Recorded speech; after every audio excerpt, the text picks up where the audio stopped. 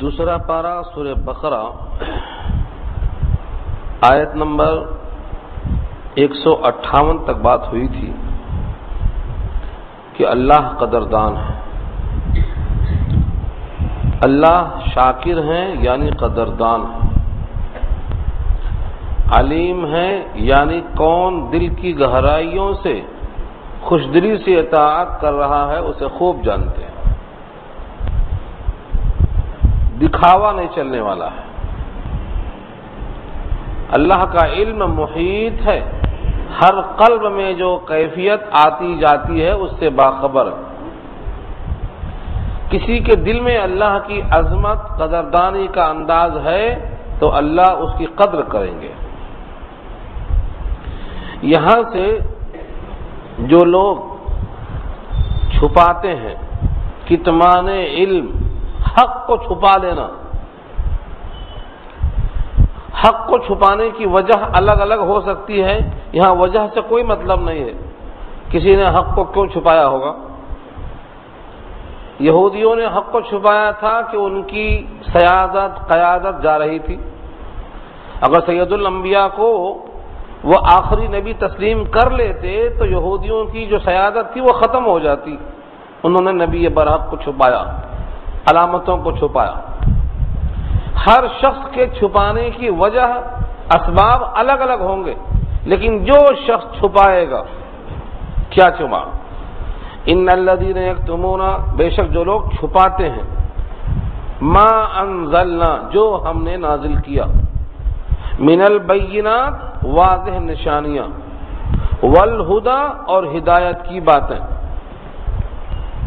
من بعد ما بینا، بعد اس کے کہ ہم نے اس کو کھول کے واضح کر دیا ہے، للناس، لوگوں کے لیے، فی الکتاب، کتاب میں، تورات میں، انجیل میں، کھول کے ہم نے لوگوں کی خاطر نشانیاں واضح کر دی ہیں۔ پھر بھی اگر کوئی ان ہدایت کی باتوں کو اور ان بینات کو اگر چھپاتا ہے تو سزا کیا ہے اس کی؟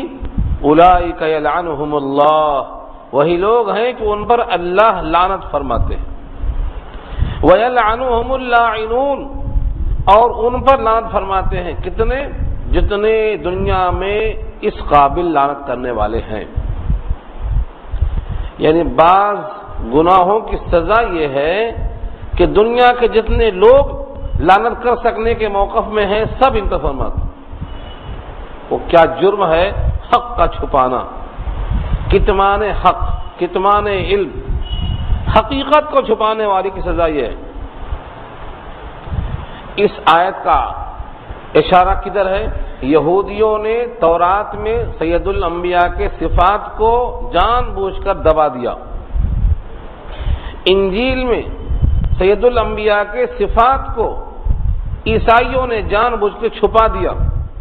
اگر وہ اپنے لوگوں پر ظاہر کر دیتے تو ہر عیسائی، ہر یہودی صاحب ایمان بن جاتا۔ نبی صلی اللہ علیہ وسلم کا ارشاد ہے کہ 10 یہودیوں میں سے اگر اسلام میں آ جاتے تو کوئی یہودی اسلام سے باہر نہیں رہتا، ان 10 میں سے صرف 2 اسلام میں آئے، باقی 8 نہیں آئے، لہذا ان کے جتنے فالوورز تھے سب یہودی پر رہ گئے۔ اس آیت کا اشارہ، وضاحت مکمل ہو گئی۔ اس سے اب نئی بات بطور حکم کے کیا نکلی؟ وہ یہ کہ جو شخص حق جانتا ہو اور اس سے حق پوچھا جائے اور اس کو وہ چھپائے گا تو وہ بھی ملعون ہوگا اللہ کی نگاہ۔ حق ظاہر کرنا، چنانچہ اس پر روایت اور حدیث موجود ہے۔ فرمایا نبی صلی اللہ علیہ وسلم نے، بخاری کے اندر بھی روایت موجود ہے، مسند امام احمد کی روایت موجود ہے، اس تفسیر میں، اس آیت کے ذیل میں بہت سی روایتیں، ان تمام کا خلاصہ یہ ہے: من سئل عن علم وهو يعلمه فكتمه الجم برجام من النار یوم القیامہ، جو کوئی بات پوچھا گیا اور وہ اس بات کو جانتا ہے پھر بھی اس نے اس کو چھپا لیا تو قیامت میں اس کے منہ میں آگ کی لگام لگائی جائے گی۔ یہ سزا ہے۔ یہاں لعنت کا ذکر اور حدیث میں آگ کی لگام کا ذکر، کیونکہ اس کے حق چھپانے کی وجہ سے لوگوں کو حق نہیں پہنچا۔ اس پر ایک حدیث اور ہے بڑی ہی لطیف انداز کی، فرمایا نبی کریم صلی اللہ علیہ وسلم نے، جو لوگوں پر حکمت کی بات واضح کرے، لوگ سمجھنے کے لائق ہیں پھر بھی وہ حکیمانہ باتوں کو چھپا لے، تو اس نے لوگوں پر ظلم کیا، اور لوگ سمجھنے کے لائق نہیں ہیں پھر بھی ان کے عقل سے اوپر کی بات کرنے کے آغاز میں ایسی ایسی باتیں کہا جو ان کی عقل سے اوپر چلی گئی، تو اس نے حکمت پر ظلم کیا، کلام پر ظلم کیا۔ یعنی مستحقین کو نہ دینا لوگوں پر ظلم ہے، اور جو اس قابل نہیں ہے ان کے اوپر علمی بوجھ لادنا یہ علم کی توہین ہے۔ مشکات میں تو ایک روایت بڑی موجود ہے کہ جس میں طلب نہ ہو، جس میں اہلیت نہ ہو، ان کو علم دینا ایسا ہے جیسے خنزیر کے گلے میں ہار پہنانا۔ تو طلب اور اہلیت دو چیزیں ہیں۔ طلب کا مطلب کیا ہے کہ آدمی میں جستجو، اور استحقاق اور اہلیت کا مطلب یہ ہے کہ وہ ان باتوں کو سمجھ سکتا ہو۔ اگر وہ باتیں ان کے فہم سے اوپر چلی جاتی ہیں تو ایسی باتوں کو ان کے سامنے ظاہر نہ کرنا، ایسی حدیثیں جن سے وہ بھٹک سکتے ہوں ان حدیثوں کو ظاہر نہیں کرنا، آدمی کے فہم کے مطابق ہی بات کو پہنچانا ہے۔ حدیث کے الفاظ ہیں کلم الناس علی قدر عقولہم، لوگوں سے کلام کرو ان کی عقل و فہم کی مقدار میں، جیسا جو شخص ہے اس سے ویسی ہی بات کرنا چاہیے۔ اسی لیے دعوت میں امر بالمعروف، معروف کی دعوت دینا ہے، ادعونا الی الخیر، خیر کی دعوت دینا ہے، خیر بھی واضح، معروف بھی واضح، گنجرک باتوں کی تو دعوت نہیں دینا ہے، وہ اپنی تحقیق خود کریں گے۔ تو اس آیت کا حاصل کیا نکلا؟ آپ کو اگر ایک بات بھی معلوم ہے کہ لا الہ الا اللہ کہہ دینے والا جنت کا حقدار بن جائے گا، آپ اس بات کو چھپائیں نہ، خاص طور سے جبکہ پوچھا جائے اس دنیا میں کتنے لوگ ہیں جو بت پرستی میں آج بھی لگے ہوئے ہیں، ان کو اگر آپ یہ حق واضح کر دیں تو شاید آج نہیں کل ان کے دل میں تلاش پیدا ہو جائے کہ حق کیا ہے۔ آج کروڑوں انسان ہیں جو پیاسے ہیں کہ حقیقت کیا ہے، بہت سے لوگ بیزار ہیں کہ اپنی ہی مخلوق کو ہم سجدہ کر رہے ہیں، ان کو حق چاہیے، ان کے لیے حق ظاہر کرنا ہم میں سے ہر ایک پر فرض ہے۔ ہاں، اس کتمان علم سے بچے گا کون؟ جس نے توبہ کیا۔ الا الذین تابوا واصلحوا وبینوا، بے شک وہ لوگ بچ جائیں گے جنہوں نے توبہ کی، اپنی اصلاح کر لی اور مضامین جو چھپائے تھے اس کو واضح کر دیا۔ فاولئک اتوب علیہم، وہی لوگ ہیں کہ میں ان پر متوجہ ہوں گا، یعنی میں ان کی توبہ قبول کروں گا۔ وانا التواب الرحیم، اور میں ہوں تواب یعنی بہت معاف کرنے والا، اور رحیم مہربانی کرنے والا، سابقہ تمام گناہوں کو معاف کروں گا اور ان کے لیے مہربانی کروں گا، یعنی ان کے لیے راستہ کھول دوں گا۔ تو توبہ کرنا، اصلاح کرنا، اب تک جو چھپایا تھا اس کو ظاہر کر دینا، تین چیزیں ہیں۔ آج بھی ہمارے واسطے یہ راستہ ہے کہ ہم اپنے دوست میں، اپنے احباب میں، جہاں جہاں ہمارا ملنا جلنا اٹھنا بیٹھنا ہے ان کو بتائیں کہ جنت میں جانے کے لیے یہ چابی ہے، اس کلمہ توحید کے بغیر داخلہ نہیں ملنے والا ہے۔ آپ سے وہ جرح کریں گے، کرنے دیجئے، آپ خوف نہیں کھانا، آپ کے پاس حق ہے۔ اگر آپ دنیا کے مفاد کی خاطر اس حق کو چھپائیں گے تو اللہ تعالیٰ سوال کریں گے کہ تم کو یہ معلوم تھا جنت میں جانے کا ایک ہی راستہ ہے، تم نے اس سے دوستی کی، اس کے ساتھ کھانا کھایا، چائے پیا، سفر کیا، تفریح کیا، دنیا کے معاملات کیے، کاروبار کیے، تم نے میرا ایک پیغام نہیں پہنچایا۔ اس کتمان علم کا ہمارے پاس کوئی جواب نہیں ہوگا۔ اس لیے جتنی طاقت ہے اتنا ہی اللہ نے فرض کیا ہے، طاقت سے بڑھ کر نہیں۔ لا یکلف اللہ نفسا الا وسعها، جتنا طاقت اتنا ہی اللہ کا حکم۔ کم سے کم درجے میں آدمی چاہیے کہ اس پیغام کو پہنچائے۔ اور جو لوگ اس ایمان سے محروم رہے، کلمہ کے اقرار سے محروم رہے، وہ اسی حال میں مر گئے تو ان کا کیا حال ہوگا؟ ہمیں سوچنے کی ضرورت نہیں، اللہ نے واضح کیا، ان الذین کفروا وماتوا، بے شک جنہوں نے کفر کیا اور مر گئے، وہم کفار، یعنی حالت کفر میں موت آ گئی، وہم کفار، یہ واو حالیہ ہے، اس حال میں ان کی موت آ گئی کہ وہ کافر ہی رہ گئے۔ اولئک علیہم لعنت اللہ، انہیں پر اللہ کی لعنت ہے، والملائکہ، فرشتوں کی لعنت ہے، والناس اجمعین، اور سارے انسانوں کی لعنت ہے۔ حالت کفر کی موت ایسی ہے کہ اس پر سب کی لعنت ہے۔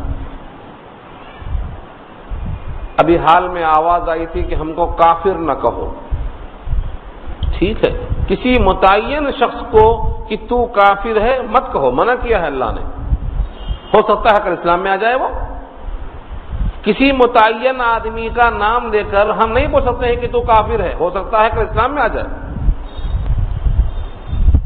البتہ جس کا کفر قرآن میں اور حدیث میں حضور نے، اللہ کے نبی نے بتا دیا ہے، ان کا نام لے کر کفر کہا جا سکتا ہے، جسے فرعون اور قارون کے لیے نام آیا ہے۔ جب تک اس کا خاتمہ نہ ہو جائے تب تک نہیں بول سکتے ہیں کہ اس کا خاتمہ ایمان پر ہوا کہ کفر پہ ہوا، امکان باقی ہے۔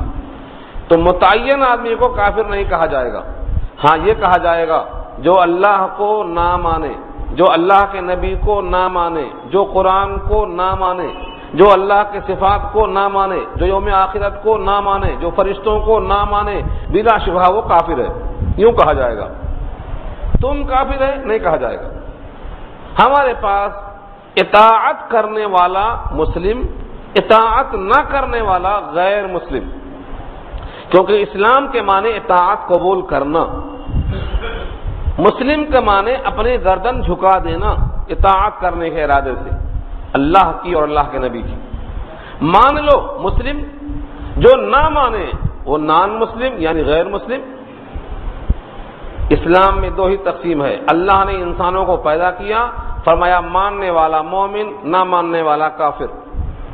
خلقکم، سورۃ تغابن پر 28، خلقکم، تم کو ہم نے پیدا کیا، فمنکم کافر ومنکم مومن، اب تم میں سے بعض کافر ہے اور بعض مومن ہے۔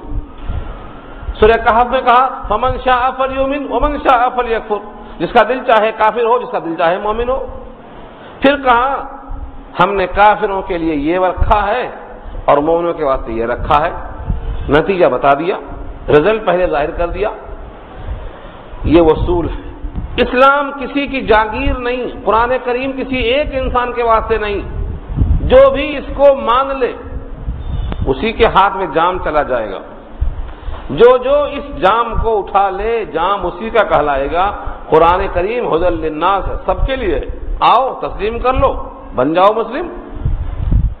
اس میں نیا پرانا کچھ نہیں۔ آج کوئی کلمہ پڑھ لے آج تو وہ ایک مومن کے برابر اختیار حقوق پائے گا۔ آج سے کلمہ پڑھنے کے فوراً بعد وہ ہمارے صف میں ہمارے کندھے سے کندھا لگا کر کھڑا ہو جائے گا، نکاح کے لائق ہو جائے گا، میراث کا مالک بنے گا، اس کی گواہی معتبر ہو جائے گی۔ قرآن کریم نے یہ پیغام دیا ہے۔ تو جو شخص حالت کفر میں مر جاتا ہے اس پر لعنت ہوتی ہے، اللہ کی، فرشتوں کی، سارے انسانوں کی۔ کب تک؟ خالدین فیہا، ہمیشہ، خالدین فیہا، ہمیشہ ہمیشہ وہ اسی لعنت میں رہے گا، اور مقام لعنت جہنم ہے، جہنم ہی میں رہے گا ہمیشہ۔ لا یخفف عنہم العذاب، ان میں سے کسی کی عذاب میں تخفیف نہیں کی جائے گی۔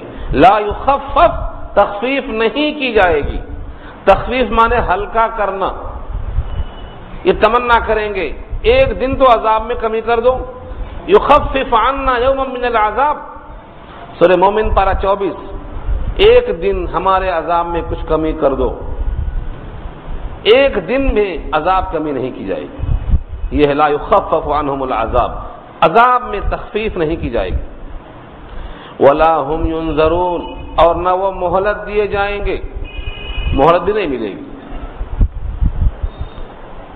اس سے معلوم یہ ہوا کہ کافر کے لیے مرنے کے بعد کفر کی وجہ سے کبھی راحت میسر نہیں آئے گی. اتنی سخت سزا، اتنی طویل سزا، اس کے باوجود ہم اس کے ساتھ دوستی میں ہیں، کھانے پینے میں ہیں، مداخلت میں ہیں، کاروبار میں ہیں، تفریح میں ہیں، اور یہ چھوٹی سی بات اس کو نہیں پہنچا رہے ہیں. کیوں؟ خفا ہو جائے گا. اگر تمہارا دوست کنویں کے اندر گر رہا ہے، آگ میں جلنے کو جا رہا ہے، پانی میں غرق ہو کے مرنے جا رہا ہے، تمہاری دوستی کا تقاضا ہے کہ اس کا ہاتھ پکڑ لو، وہ خفا ہونے دو، جھٹکنے والا ہے جھٹکنے دو، تمہارا فرض ہے کہ اس کو بچا لو. اس انسان کا تقاضا ہے. جو بھی انسان واقعی انسان ہے، اس کے انسان ہونے کا تقاضا ہے کہ دوسرے انسان کو آگ میں گرنے سے بچا لے. اور کلمہ طیبہ پہنچا کر یہ ممکن ہے. ہو سکتا ہے اللہ توفیق دے دے، امکان ہی تو ہے، اس لیے چوکنا نہیں چاہیے. موقع آئے دے دینا. آپ کو پیدا کرنے والے نے زمین بنائی آپ کے لیے، بتاؤ کون ہے؟ آسمان کس نے بنایا؟ سورج کون نکالتا؟ بارش کون نکالتا؟ ہوائیں کون چلاتا؟ ماں کے پیٹ میں بچے کی پرورش کون کرتا؟ اس کو آپ ان باتوں میں لائیے، یقیناً وہ تسلیم کر لے گا کہ ہمارے وہ بت جن کی ہم پوجا کرتے ہیں یہ تو ہمارے خود محتاج ہیں. تسلیم کرے گا وہ الوہیت کو. اب اس سامنے پیش کرو کہ اللہ کا پیغام یہ ہے کہ اس کے سوا کسی کو مت مانو. جس نے پیدا کیا ہے وہی حقدار تمہارے سجدوں کا ہے. اتنی بات بولنے میں کیا چلا جائے گا آپ کا؟ اگر بفرض محال آپ کی گردن بھی کاٹ دی گئی، حالانکہ اتنا بڑا جرم نہیں ہے یہ کوئی جرم نہیں ہے، لیکن بفرض محال سپوز اس کی بنا پر آپ کی جان بھی لے کے چلی گئی، تو اللہ فرماتے ہیں تم نے جان جس کو دی ہے جان اسی کی تھی. حق تو یہ ہے کہ حق ادا نہ ہوا. اسی کی جان تھی، اس نے لے لیا، تم نے اس کے نام پہ دے دیا. اب اس کے بدلے میں تمہیں جنت کا اکرام، جنت کی نعمتیں، شہادت عظمیٰ، عرش کے نیچے معلق ان دلوں میں تفریح کا موقع، اور ایسی حیات کہ جنتی بھی رش کریں گے اس کے اوپر. اس لیے اس فانی دنیا کے لیے فکر نہیں کرنا ہے، فکر کرنا ہے اس کے لیے. آگے ایک سوال کا جواب ہے، وَإِلَٰهُكُمْ إِلَٰهٌ وَاحِدٌ، تمہارا معبود ایک معبود ہے. کفار قریش کہا کرتے تھے ایک ہی معبود سارے کام نہیں کر سکتا.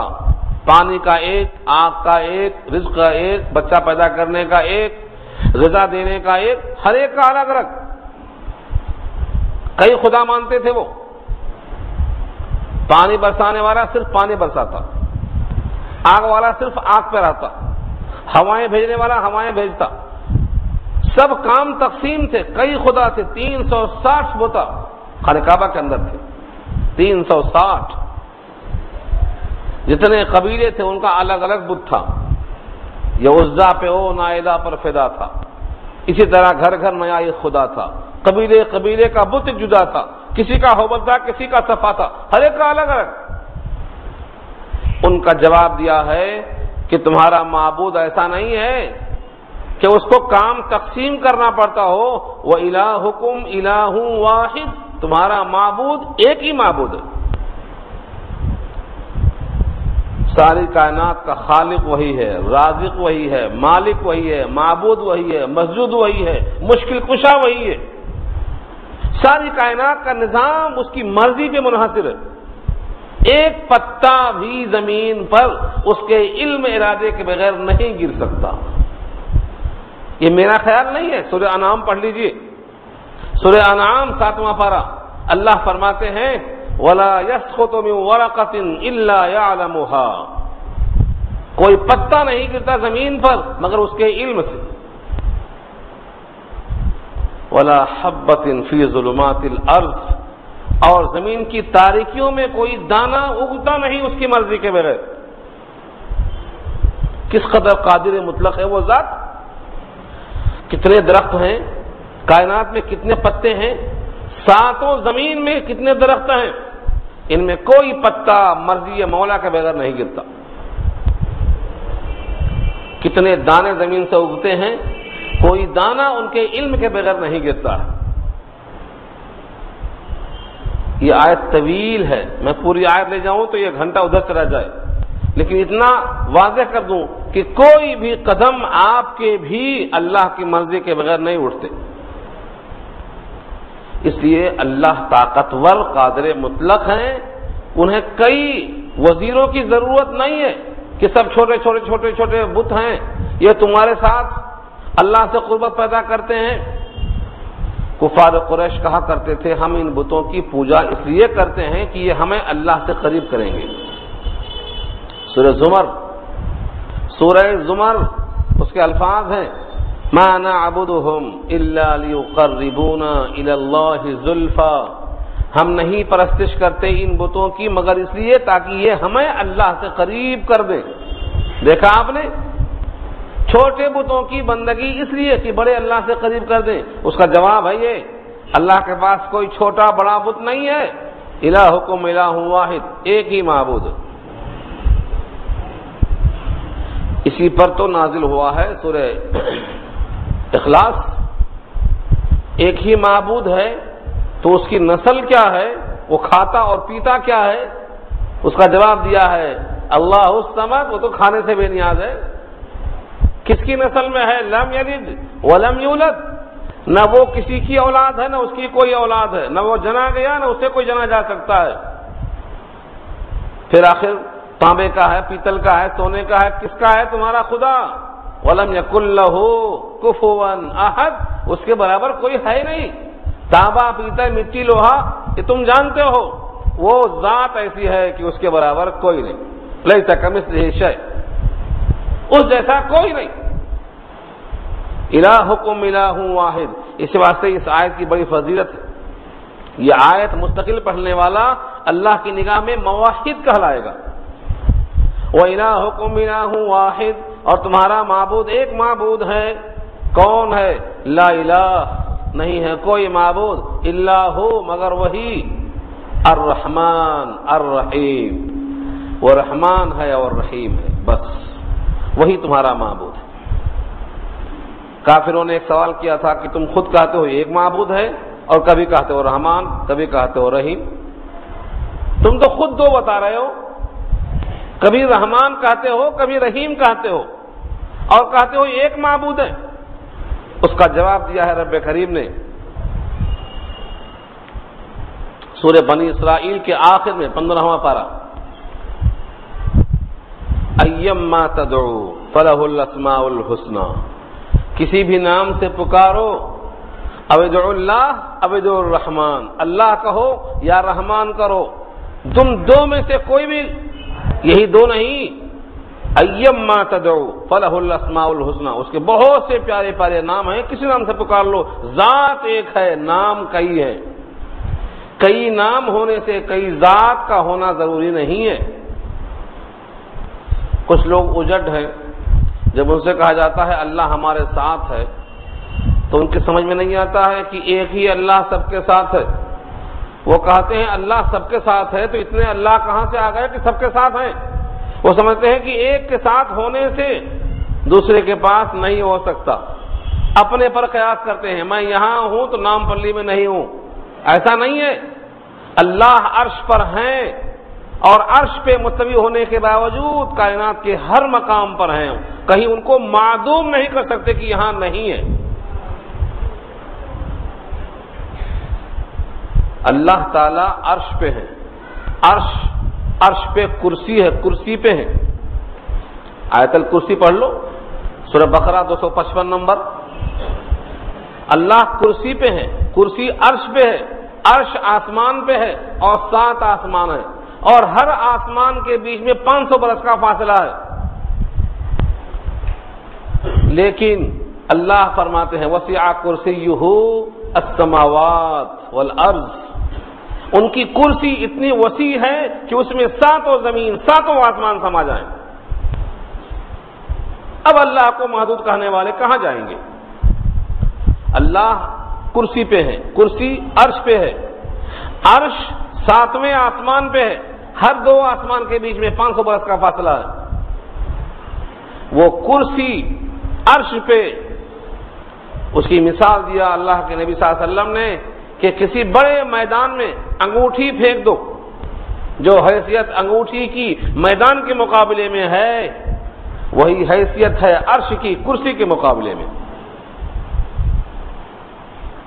اتنی بڑے ہستی کے مالک ہیں، وہ کہیں معدوم کہیں موجود نہیں، وہ ہر جگہ موجود ہے، ہماری عقل میں آئے یا نہ آئے۔ کوئی اللہ کو محدود کر دے سمت علوم میں یہ ہو نہیں سکتا۔ ایک معبود ہے اور وہی رحمان ہے، وہی رحیم ہے، نام کئی ہیں، ذات ایک ہے۔ الہکم الہ واحد لا الہ الا هو الرحمن الرحیم۔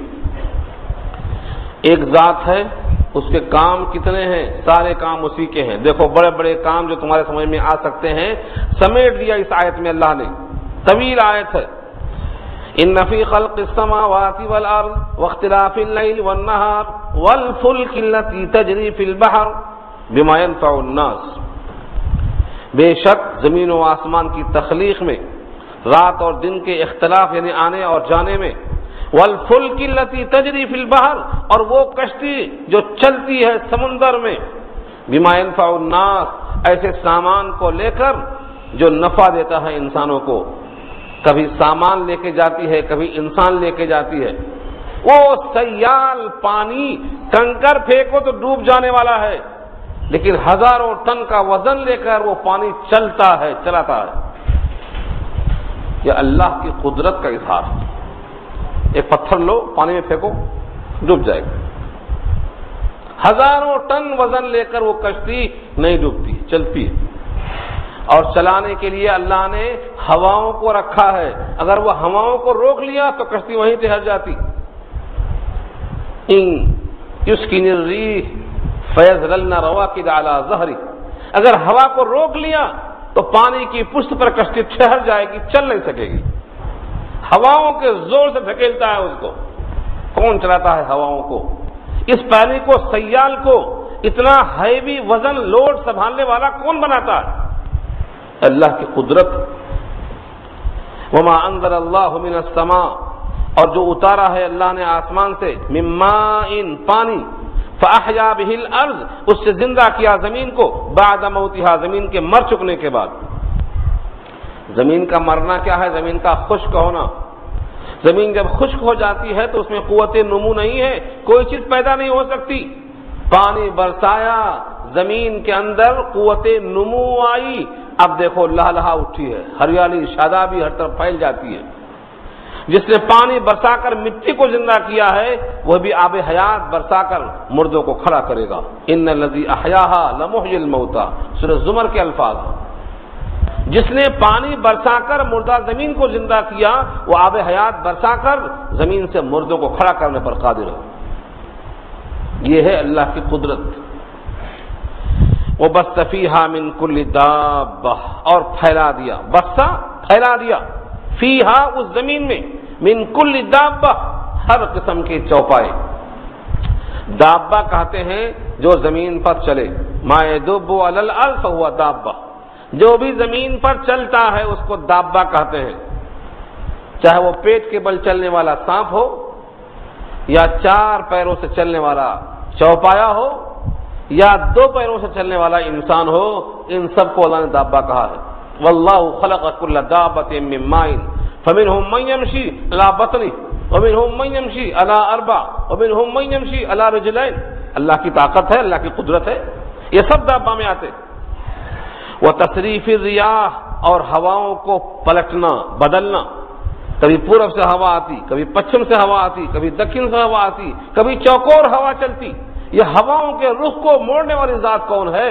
وتصریف الریاح والسحاب المسخر، سحاب مانے بادل اور مسخر کے مانے تسخیر کیے ہوئے، بین السماء والارض، زمین اور آسمان کے بیچ میں اللہ نے اس کو مسخر کر دیا ہے، ہوائیں لے کے چلی جاتی جہاں چاہتی ہیں۔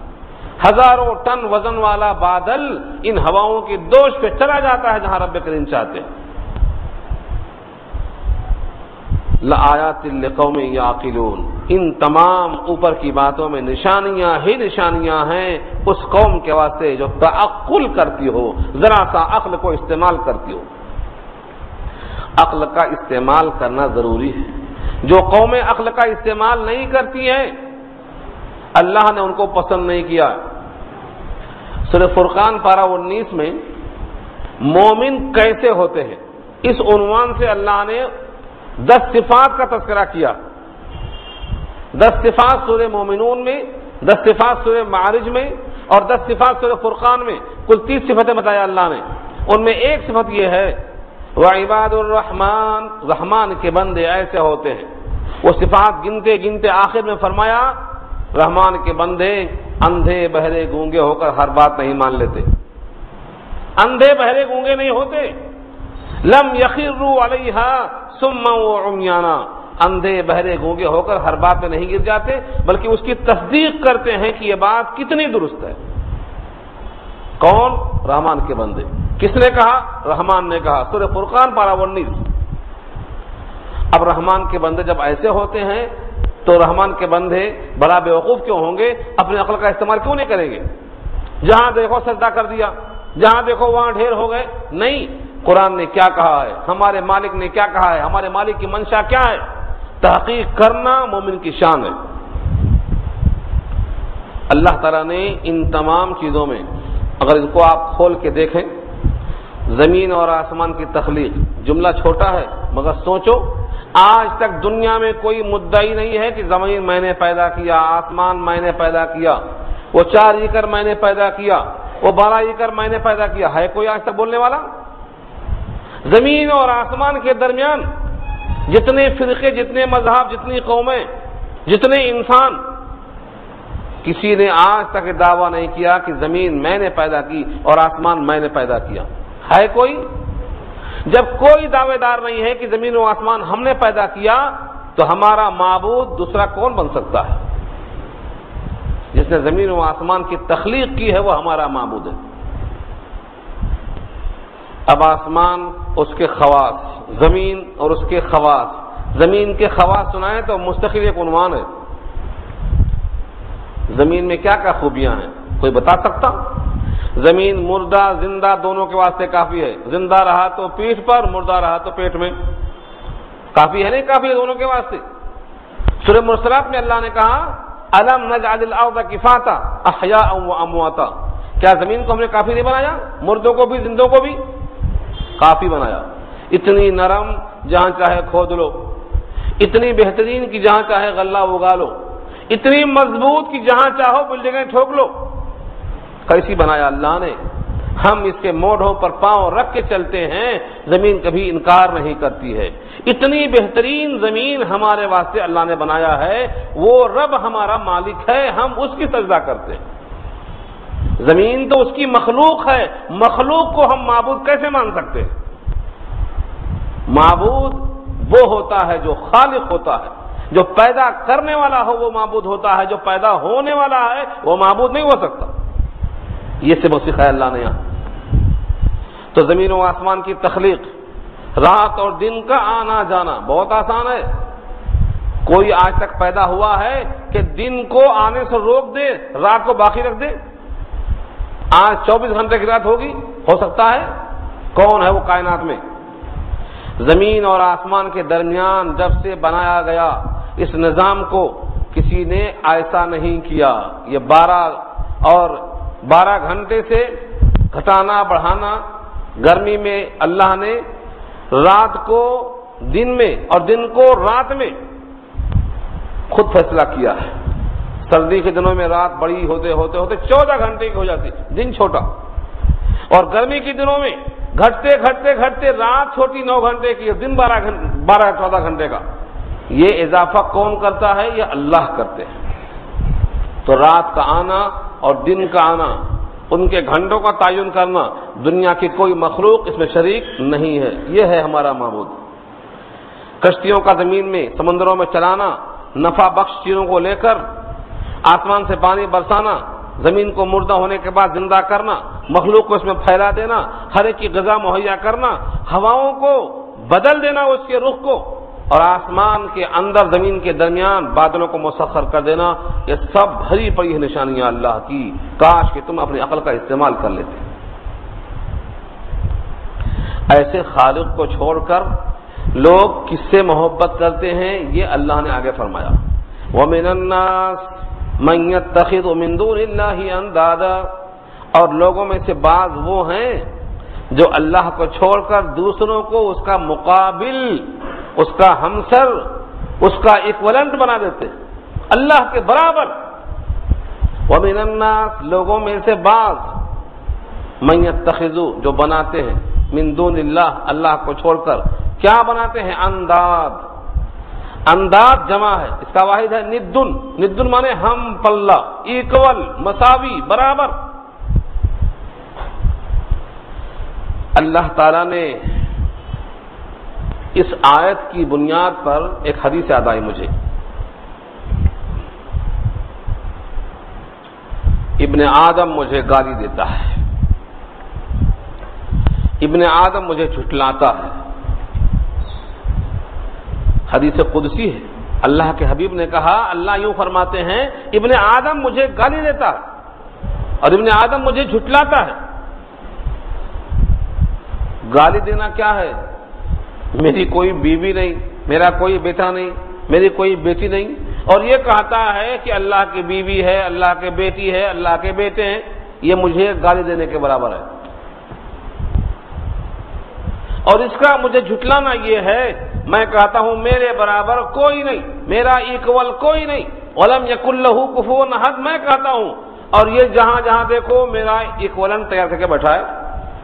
یہ کیا ہے؟ مجھے جھٹلانا ہے، یہ بڑی تکذیب ہے۔ میں کہتا ہوں لَيْسَ كَمِثْلِهِ شَيْءٌ اس جیسا کوئی نہیں، اس کے برابر کوئی نہیں، اس کا ایکول کوئی نہیں، اس جیسا مالک، اس جیسا رازق کوئی نہیں، اور یہ جگہ جگہ ہمارا مقابل بنا کے رکھا ہے۔ اللہ کو اندادن پر بہت سخت عتاب ہے، بڑا غصہ ہے، بڑا جلال ہے۔ اس پر اللہ نے فرمایا ہے، کئی آیتوں میں یہ مضمون آیا ہوا ہے، کتنے حوالے چاہیے آپ کو؟ اے انسان، تیرے جیسا ہم نے نہیں بنایا، پھر شکل دیکھ لے، 1.25 انچ کا چہرہ، 1.25 انچ کا چہرہ، وہی ناک نقشہ ہے صرف 1.25 انچ کا، لیکن کسی انسان کی شکل کسی سے نہیں ملتی۔ ہم نے تیرا ایکول نہیں بنایا، تیرا ہمسر نہیں بنایا، لیکن تم نے اپنے خالق کا ہمسر مقرر کر دیا۔ آئینہ دیکھ لو، رنگ 3 ہی ہوتے، کالا، گورا، سانولا، 3 ہی تو رنگ ہوتے۔ چہرہ 1.25 انچ کا، سب میں 2 ناک کے سوراخ ہیں، سب میں 2 آنکھیں ہیں، کسی کا چہرہ کسی سے نہیں ملتا، سگے بھائی سگے بہن کا چہرہ نہیں ملتا۔ اور تو اور چہرہ کیوں، اپنے انگوٹھوں کے نشان دیکھ لو، تیرے نشان تک کو ہم نے کسی کو نہیں دیا۔ بلا قادرین علی ان نسوی بنانا، سورہ قیامہ میں فرمایا ہم اس پر قادر ہیں کہ مرنے کے بعد دوبارہ تیرے ناخون کے انگوٹھے کے نشان پھر وہی دیں گے، الاٹمنٹ رہے گا، بدلیں گے نہیں اس کو۔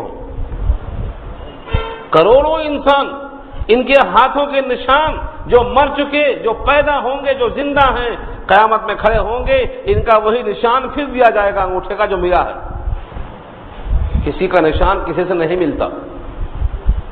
یہ اللہ کی قدرت ہے، یہ اللہ کی خلاقیت ہے۔ بلا وہو الخلاق العظیم، بڑا خلاق ہے وہ تو۔ اس نے ہمارے چہروں کو کسی سے ملتا ہوا نہیں بنایا، اور ہم نے جگہ جگہ اپنے خالق کی طرح خالق تسلیم کر لیا ہے، جہاں دیکھا وہاں سجدہ بنا لیا۔ اس آیت میں اللہ نے واضح کیا، بعض لوگ ہیں جو اللہ کا مقابل بناتے ہیں، اور اتنا ہی نہیں، یحبونہم کحب اللہ، ان سے ایسی محبت رکھتے ہیں جیسے اللہ کی محبت۔ یحبونہم کحب اللہ، ان سے جن کو اللہ کا ایکول بنا لیا ہے، ان سے ایسی محبت رکھتے ہیں جیسی محبت ان کی اللہ سے ہے۔ یعنی محبت اللہ سے جیسی ہے ویسی اللہ کے غیر سے محبت ہے، گویا محبت فی اللہ میں شرک کر دیا۔ محبت میں شرک فی المحبت کہلاتا ہے۔ اللہ کی جیسی محبت ہے ایسی محبت کسی کی ہوگی تو شرک فی المحبت کہلائے گا۔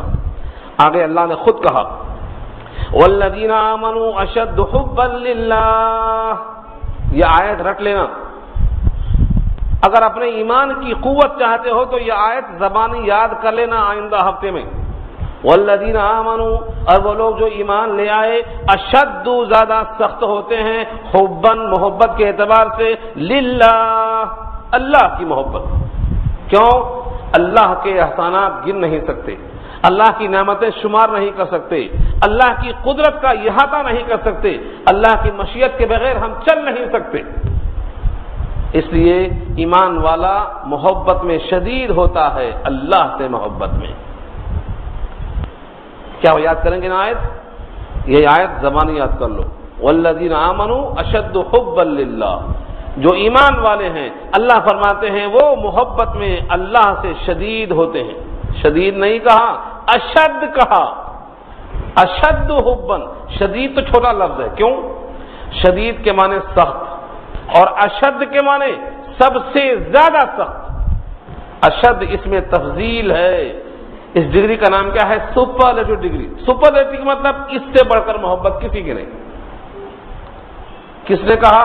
اللہ نے کہا، اس لفظ میں کہا۔ کون سا لفظ ہے؟ اشد، شدید نہیں، اشد، یاد رہے گا؟ کوشش کرو، حافظے پر زور دو، خالق کی محبت پیدا ہوگی اس سے، اپنے رازق کا تعارف ہوگا۔ آپ رزق تو کھاتے ہیں مگر رزاق نے اس رزق کو کتنے محنتوں سے تمہارے پاس پہنچایا ہے۔ کسان کی محنت ہے، بارش کی محنت ہے، ہواؤں کی محنت ہے، سورج کی محنت ہے، نہ جانے کن کن مراحل سے تمہارے ہاتھ تک لقمہ آیا ہے۔ لقمہ کھاتے ہو مگر غفلت میں، گپ مارتے ہوئے، گپ نہیں، الحمدللہ کہتے ہوئے کھانا چاہیے، ذاکر اور شاکر بننا چاہیے۔ یہاں سے اللہ نے پھر وہی جلال کا رخ اختیار فرمایا، جلالی کیفیت۔ اگر وہ لوگ جو اللہ کی محبت میں شدید نہیں ہیں، جو اللہ کے برابر دوسرے کو اللہ کا مقام دے کے بیٹھے ہیں، اگر وہ ظالمین قیامت میں عذاب کو دیکھ لیتے تو ان کا حال کیا ہوتا؟ آگے فرمایا وَلَوْ يَرَى، اور اگر کاش کی وہ دیکھ لیتے، کون؟ الَّذِينَ ظَلَمُوا، جنہوں نے ظلم کیا۔ کیا؟ اِذْ يَرَوْنَ الْعَذَابَ، جب وہ دیکھیں گے عذاب کو، أَنَّ الْقُوَّةَ لِلَّهِ جَمِيعًا، کی بے شک تمام قوت اللہ کی ہے۔ کب ظاہر ہوگا؟ ابھی دنیا ہے، ابھی تو اپنے پاؤں کی قوت دکھائی دے رہی ہے، لیکن جب چار کے کندھے پہ جائیں گے جب سمجھ میں آئے گا اپنی قوت ختم۔ شکریہ اے دوست، شکریہ، یہاں تک لانے کا شکریہ، اب یہاں سے ہم خود چلے جائیں گے، بولتا ہے مردہ، چھوڑ دو یہاں۔ چار لانے والوں سے کہتا ہے تم یہاں تک لائے، تمہارا شکریہ، اب یہاں سے ہم آگے چلے جائیں گے، اب اکیلے ہی چلے جائیں گے اس منزل سے ہم، اب تمہاری ضرورت نہیں۔ جب معلوم ہوتا ہے کہ ساری قوت اللہ کی ہے، اپنی مرض اس دنیا میں ایک دن کا قیام، ایک گھنٹے کا قیام، ایک منٹ کا قیام بڑھا نہیں سکتا کوئی، کتنی قوت اللہ کی ہے۔ وَأَنَّ اللَّهَ شَدِيدُ الْعَذَابِ، اور اللہ بے شک سخت عذاب والے ہیں۔ اِذْ تَبَرَّأَ الَّذِينَ اتُّبِعُوا مِنَ الَّذِينَ اتَّبَعُوا وَرَأَوُا الْعَذَابَ وَتَقَطَّعَتْ بِهِمُ الْأَسْبَابُ، جب تبرہ پڑھیں گے، تبرہ مانے میں ان سے بری، تبرہ مانے میں ان سے بری۔ اِذْ تَبَرَّأَ الَّذِينَ اتُّبِعُوا مِنَ الَّذِينَ اتَّبَعُوا، جو دوسروں کے پیچھے چلتے تھے اپنے تمام متبع لوگوں سے برات کا اظہار کریں گے، کیا کہیں گے؟ کہ ہم تم سے بری ہیں۔ اِذْ تبرہ پڑھیں گے، کون؟ الذین اتبعوا، جو پیچھے چلائے گئے، کس کے؟ من الذین اتبعوا، ان کے جن کی اتباع کی لوگوں نے، ورأوا العذاب، اور وہ دیکھیں گے عذاب، وتقطعت، اور کٹ جائیں گے، بہم الاسباب، ان سے سارے اسباب کٹ جائیں گے، کوئی دوست نہیں، کوئی فدیہ نہیں، کوئی سفارش نہیں، کوئی خلت نہیں، سب اسباب منقطع ہو جائیں گے۔ وقال الذین اتبعوا، اور کہیں گے وہ لوگ جنہوں نے اتباع کی، لو ان لنا کرۃ، کاش کہ ہمیں ایک موقع اور ملتا دنیا میں جانے کا، لو کاش، انا ہوتا، لنا ہمارے لیے، کرتن ایک بار، کرت تین نکال دو تو کیا بچا؟ کر. آپ اردو میں کیا بولتے ہیں؟ مقرر ارشاد. یہ مقرر کیا ہے؟ دوبارہ بولو، وہی شعر پھر سے بولو. تو کرتن کے معنی دوبارہ، لو ان لنا کرتن. یہ یہی نہیں ہے، سورہ مومنون پارہ 18 آیت نمبر 100 میں بھی ہے. تمنا کریں گے یا اللہ ایک بار اور بھیج دے. جو ہم کر کے نہیں آئے وہ کر کے آئیں گے، جو ایمان نہیں کر کے آئے وہ ایمان کر کے آئیں گے. سورہ مومنون پارہ 18 آیت نمبر 100. تمنا کریں گے ایک دن کے واسطے دوبارہ بھیج دو، ایک مرتبہ اور موقع دے دو. لو ان لنا کرتن. جا کر دنیا میں کیا کریں گے؟ تو کہیں گے فنتبرأ منہم کما تبرؤوا منا. ہم دنیا میں جا کر ان سے برات کا اعلان کریں گے جیسا وہ لوگ آج ہم سے کہتے ہیں کوئی مطلب نہیں. کما تبرؤوا منا، آج وہ لوگ ہم سے صاف صاف کہتے ہیں کہ تمہارا ہم سے کوئی مطلب نہیں، اپنا اپنا دیکھ لو. ایسا دنیا میں جا کر ہم ان کو جواب دینے والے ہیں، ایک موقع اور دے دو. کذالک یریہم اللہ اعمالہم حسرات علیہم. ایسے ہی اللہ ان کو دکھلاتے ہیں ان کے اعمال ان پر حسرت ہے. ان کو حسرات اردو میں استعمال ہے، حسرت، ہائے حسرت، ہائے ندامت. قیامت کا نام یوم الحسرت بھی ہے، یوم القیامت بھی ہے، یوم المحشر بھی ہے، اور یوم الحساب بھی ہے، یوم الدین بھی ہے، یوم الحسرت بھی اس کا نام ہے. حسرت کس کو؟ سب کو. جو کافر ہے کہے گا کاش ایمان لے آئے ہوتے، جو مومن ہے وہ کہے گا کاش تھوڑا اور نیکیاں کما لیے ہوتے، تھوڑا درس قرآن اور سنے ہوتے تو مزہ آتا، ناغہ بہت کرے تھے دعوتوں کے بہانے. ہاں دعوت ایک ٹائم کے کھانے کے واسطے قرآن چھوڑ کے چلے جاتے. یہ افسوس کا دن اس دن معلوم ہوگا، کیا چھوڑا، کیا کھویا، کیا پایا. کھونا جنت کے مزے ان کے لیے، لطف دنیا کے ہیں کئی دن کے لیے. بولو، لطف دنیا کے ہیں کئی دن کے لیے، کھونا جنت کے مزے ان کے لیے. یہ کیا تو نے تو نادا، یوں کیا کل دیے تن کے لیے. ایک ٹائم کے کھانے کے واسطے 4 گھنٹہ برباد کرتے، اور ایک رکوع قرآن سننے کے واسطے 1 گھنٹہ بیٹھنے کو تکلیف ہو رہی ہے. یہ قرآن سے محبت ہے، یہ قرآن کی عظمت ہے، یہ قرآن سے دوری ہے. دنیا میں دن بہت کم ہیں. اب نوح کی عمر نہیں ملنے والی ہے 900 برس والی، سلمان فارسی کی 350 برس والی. اب اسی 60 سال 70 سال میں کھیل لو جو کھیلنا ہے، یہ کر لو چاہے وہ کر لو، تو حسرت کا دن ہونے والا ہے. وما هم بخارجین من النار. حالانکہ وہ لوگ نہیں ہے جہنم سے نکلنے والے. اب حسرت کرو چاہے خوشیاں مناؤ، رہنا اسی میں ہے. ہمیشہ کا گھر بنا دیا اللہ نے ان کے واسطے. اس جہنم سے نکلنے والے اب نہیں ہیں، نہ کسی کا ان پر کوئی رحم ہوگا، نہ ان پر کسی کی سفارش ہوگی، نہ فدیہ قبول کیا جائے گا. ہمیشہ ہمیشہ اس کے اندر پڑے رہیں گے، کبھی باہر نکل کر نہیں لائے جائیں گے. بات ہماری مکمل ہو گئی.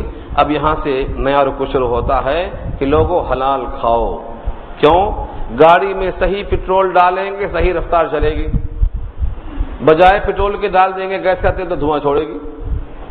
برے اعمال صادر ہوں گے، گندا کھانا کھائیں گے، گندے کھانے سے تہجد تھوڑی پڑھ سکیں گے. آپ حرام کھانے کے بعد تہجد پڑھ سکیں گے؟ نہیں پڑھ سکتے.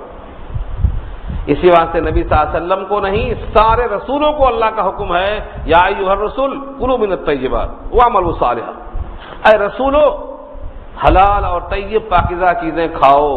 یہ ان کو حکم نہیں ہے، ان کے توسط سے ساری امتیوں کو حکم ہے. جب عمدہ غذا کھاؤ گے تو عمدہ افعال صادر ہوں گے، بہترین تیل ڈالو گے.